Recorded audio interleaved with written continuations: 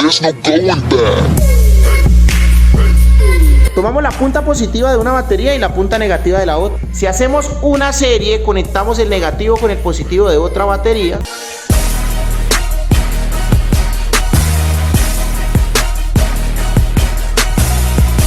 Bueno, James, ayúdame ahí por favor a medir las baterías. Vamos a medir primero esta batería. Entonces, positivo con negativo.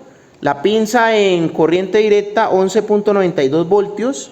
Miramos la segunda. 11.86 voltios. La tercera.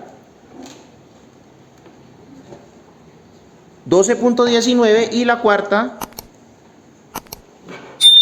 11.95. Ahí ya tenemos la medición de cada una de las baterías. Vamos a hacer la configuración entonces de estas dos en serie. Vamos a hacer las configuraciones de los bancos de baterías. Tenemos acá la serie y el paralelo. Hay que analizar las características de cada batería, por lo menos como todas son iguales, entonces analizamos la de una sola. 12 voltios, 26 amperios.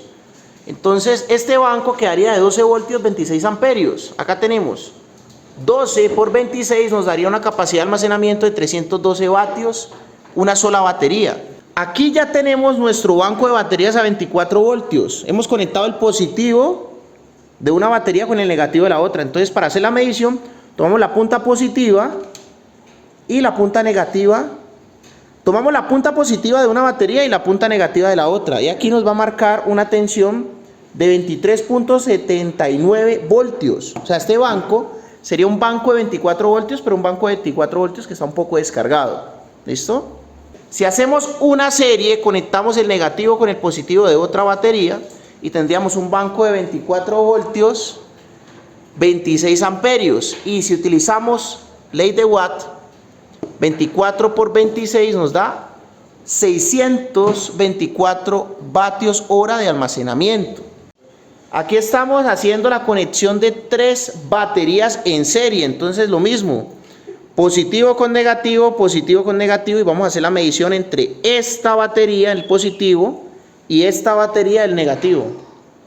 Entonces nos estaría marcando 35.99 voltios, este banco de 36 voltios.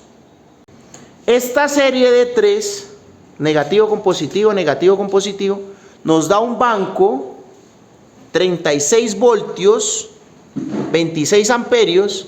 Utilizamos ley de Watt, 36 por 26 nos da 936 vatios. Esta es la configuración de 48 voltios. Utilizamos 4 baterías de 12 voltios y conectamos entre ellas positivo, negativo, positivo, negativo, positivo, negativo, y tenemos acá positivo total, negativo total. Hagamos la toma ahí de la medición en los extremos y vamos a tener aquí 47.95 voltios. Este banco es un banco de 48 voltios, está un poco descargado. Por lo general este banco puede llegar a 52 voltios al 100%. Y cuando utilizamos 4 baterías, negativo con positivo, negativo con positivo, negativo con positivo, solamente se suma la tensión, 12 más 12 más 12 más 12, 48 voltios a los mismos 26 amperios. Vamos a tener un banco, por ley de Watt, 48 por 26 de 1248 vatios hora de almacenamiento. Ahora la configuración en paralelos, lo mismo, 26 amperios, 12 voltios, 12 por 26, capacidad de almacenamiento 312 vatios. Si conectamos dos baterías, positivo con positivo de la otra, por el otro lado negativo con negativo, nos da un banco de 12 voltios, 52 amperios. Ley de Watt, 12 por 52 nos da 624 vatios.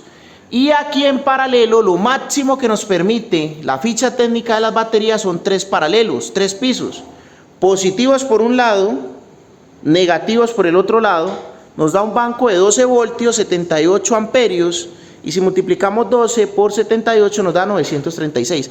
Lo mejor, lo más recomendable es trabajar siempre en series y trabajar con tensiones altas, ya que si trabajamos en paralelos estaríamos trabajando con mucha corriente o con corrientes elevadas, el calibre del cable es más grueso y vamos a tener más pérdidas y va a ser menos eficiente.